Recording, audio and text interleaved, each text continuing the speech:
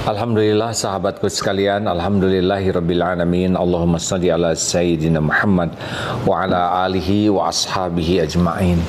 Sekarang banyak yang mengeluh seretnya rezeki. Kenapa ini rezeki seret, padahal Allah sudah menjanjikan ada rezeki tiap hambanya.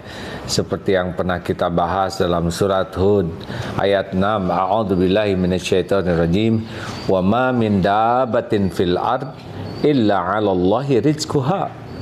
Tak ada satupun makhluk yang melata yang Allah ciptakan di bumi ini melainkan Allah sudah lengkapi dengan rizkinya. Dan di dalam surat Al-Isra ayat 30 Allah berfirman, inna rabbaka yabsutur rizqa liman yasha wa yaqdir innahu kana bi'ibadihi khabirum basyira.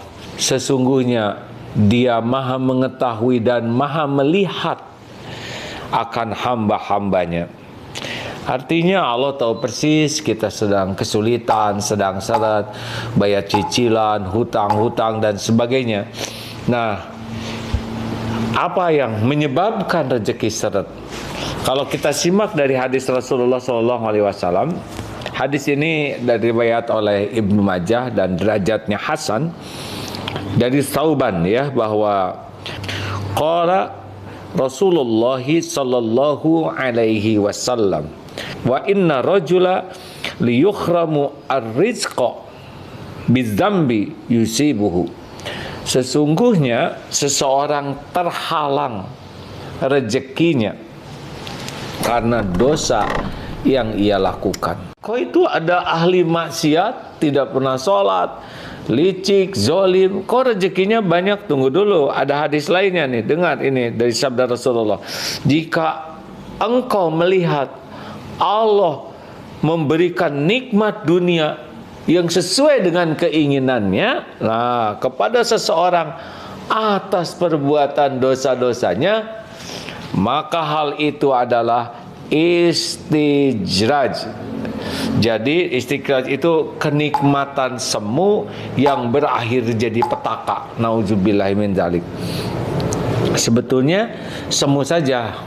Jadi Allah beri seseorang rezeki walaupun dia jahat, ahli maksiat, kasih, tapi dia akan betul-betul tersiksa oleh rezekinya itu dan akhirnya bisa jadi su'ul khotimah, jadi petaka. Jangan iri. Nah, lebih baik kalau kita, aduh kenapa ini rezeki sulit?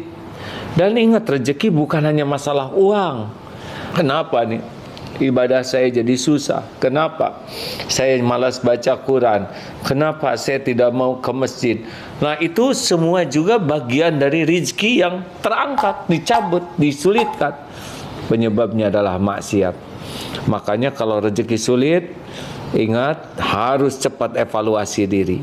Yang dievaluasi itu maksiat ke Allah. Misalkan, siapa nih yang dominan di hati saya? Saya bersandar ke Allah, bersandar ke orang, bersandar ke makhluk. Nah, siapa nih yang selama ini dominan di hati saya? Jangan-jangan kita sudah menyekutukan Allah dengan gaji, dengan klien, dengan atasan, dengan kerjaan. Lupa Allah yang memberi rezeki.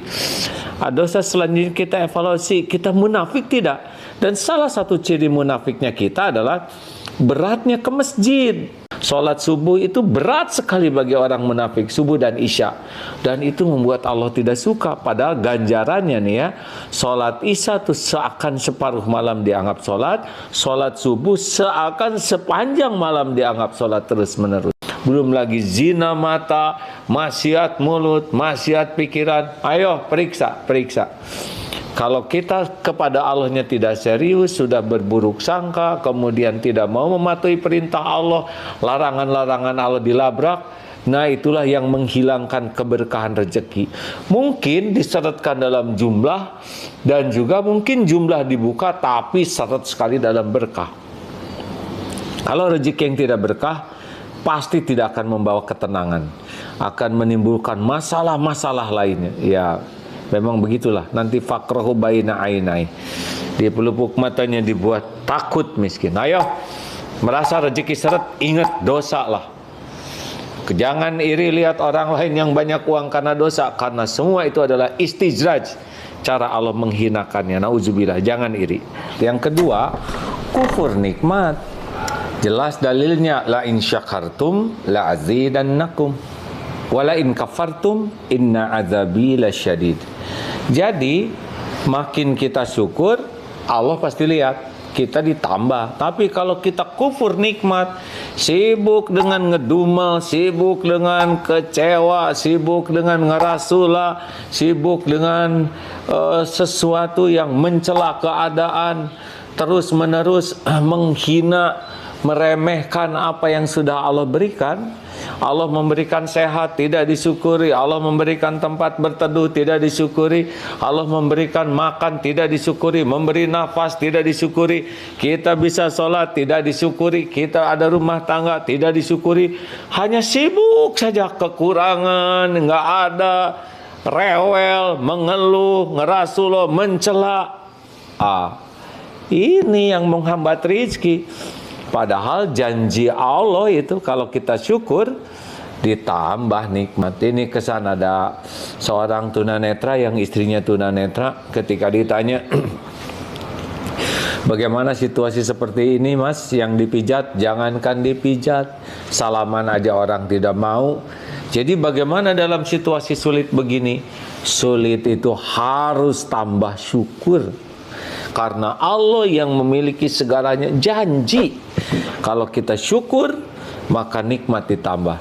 Dengan syukur yang ada ternikmati, yang belum ada didatangkan oleh Allah.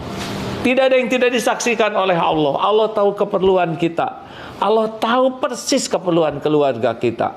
Allah satu-satunya penggenggam rezeki. Dialah yang membuka, menahan, menutup. Kalau Allah buka, pasti kebuka. Kalau Allah tahan, pasti ketahan. Kalau Allah tutup, tidak ada yang bisa membukanya. Inilah hadirin sekalian yang harus kita kejar, yaitu pertolongan Allah. Dan Allah maha mudah di dalam menolong hamba-hambanya. Semoga Allah membuka pintu rezeki yang halal barokah, yang membuat kita dekat dengan Allah dan maslahat bagi hamba-hambanya.